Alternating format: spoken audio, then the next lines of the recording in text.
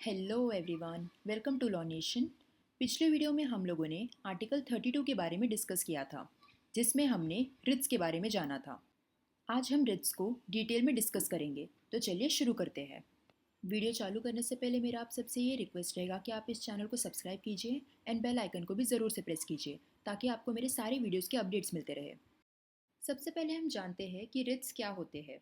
Ritz supreme court या high court के द्वारा एक फॉर्मल रिटन ऑर्डर होता है जो ये कोर्ट्स इशू करती है ताकि इंडियन सिटीजन्स को उनके फंडामेंटल राइट के वॉयलेशन पर रेमेडीज मिले।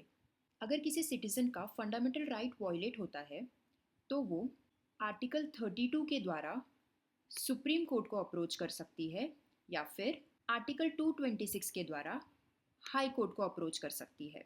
इसमें ऐसा बिल्कुल भी नहीं है कि सुप्रीम कोर्ट जाने से पहले हमें हाई कोर्ट ही जाना पड़ेगा, लेकिन हमें सुप्रीम कोर्ट को ये रीजंस देना पड़ेगा कि हम पहले हाई कोर्ट में क्यों अप्रोच नहीं किए। चलिए अभी हम जानते हैं कि रिट्स कितने प्रकार के होते हैं। रिट्स टोटल 5 टाइप के होते हैं: हबीस कॉर्पस, मैंडेमिस, प्रोहिबिशन, सर्शरारी एंड कोऑरेंटो। चलिए इन्हें एक एक करके समझते हैं। हमारा सबसे पहला रिट है writ of habeas corpus.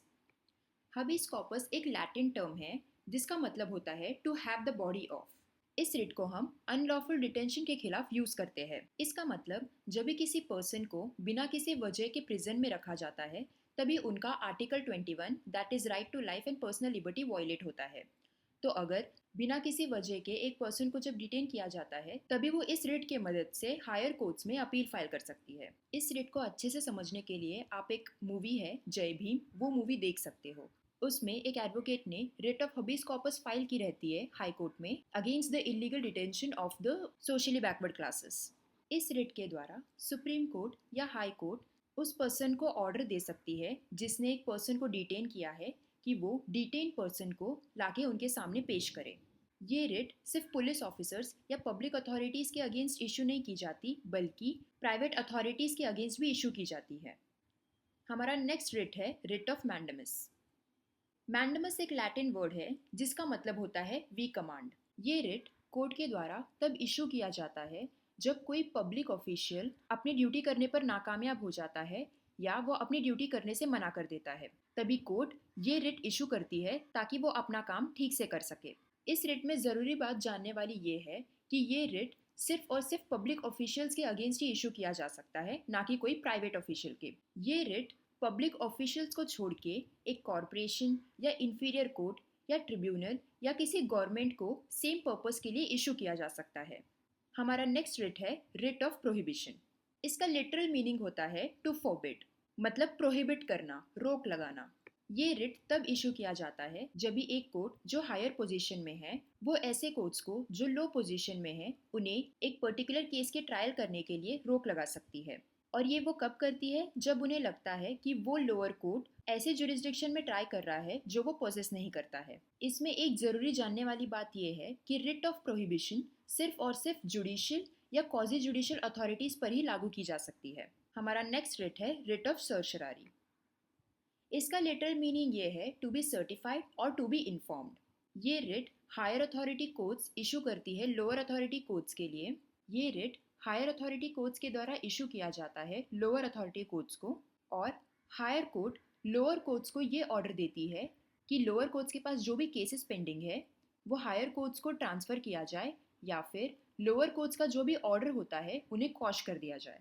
Writ of prohibition and writ of certiorari में ज़्यादा कुछ फ़र्क नहीं है। रिट ऑफ प्रोहिबिशन में वो केस ट्राई हो जाने से पहले ही उन्हें रोक लगा देते हैं, लेकिन सर्शरारी में केस हो जाने के बाद उस केस को रेक्टिफाई करने की कोशिश करती है। और ये रिट कभी इशू किया जाता है जब एक्सेस ऑफ जुरिस्डिक्शन और लैक ऑफ जुरिस्डिक्शन हो या फिर लॉ में कोई एरर हो। जैसे कि मैंने अभी पहले बोला कि ये रिट सिर्फ प्रिवेंट नहीं करता है बट जुडिशरी के मिस्टेक्स को क्योर भी करता है बाय क्वॉशिंग देयर ऑर्डर्स। हमारा लास्ट रिट है को वारंटो। इसका लिटरल मीनिंग होता है बाय व्हाट अथॉरिटी। ये रिट सुप्रीम कोर्ट और हाई कोर्ट के द्वारा तभी इशू किया जाता है जब भी उनको लगता है कि एक पब्लिक ऑफिस में एक पर्सन ने उसे इलीगली डिटेन किया है। इस रिट के द्वारा कोर्ट उस पोजेस्ड पब्लिक ऑफिस के लीगैलिटी को चेक करती है। इसको हम एक एग्जांपल से समझते हैं। मान लीजिए एक पर्सन आईएएस ऑफिसर बना है, लेकिन उसने फर्जी डॉक्यूमेंट्स एंड फर्जी एजुकेशनल सर्टिफिकेट्स सबमिट की है उस पोजीशन को हासिल करने के लिए। तभी सुप्रीम कोर्ट या हाई कोर्ट ये रिट इशू करके उस पर्सन से क्वेश्चन कर सकता है कि वो किस अथॉरिटी से उस पब्लिक ऑफिस को होल्ड किया हुआ है। तो ये थे हमारे पांचों रिट्स। चलिए अभी हम एक इम्पॉर्टेंट एमसीक्यू देख लेते हैं। तो ये है आपका आज का एमसीक्यू। आप इसका आंसर मुझे कमेंट सेक्शन में दे सकते हो, और अगर आपको इसका आंसर ना आए तो आप मुझे कमेंट सेक्शन में पिंग कर सकते हो, मैं आपको इसका आंसर बता दूंगी। आई होप आपको आज का वीडियो अच्छा लगे एंड आपको रिट्स के बारे में सब कुछ क्लियर हो गया रहेगा। बट स्टिल अगर आपको कोई डाउट्स है या कोई क्वेश्चंस है तो आप मुझे कमेंट सेक्शन में पूछ सकते हो, मैं आपके सारे क्वेश्चंस का आंसर देने का ट्राई करूंगी। अगर आपको ये वीडियो अच्छा लगे तो आप इस वीडियो को लाइक कीजिए एंड अपने फ्रेंड्स एंड फैमिली के साथ शेयर कीजिए। तो मिलते हैं अगले वीडियोस में। Take care, bye bye.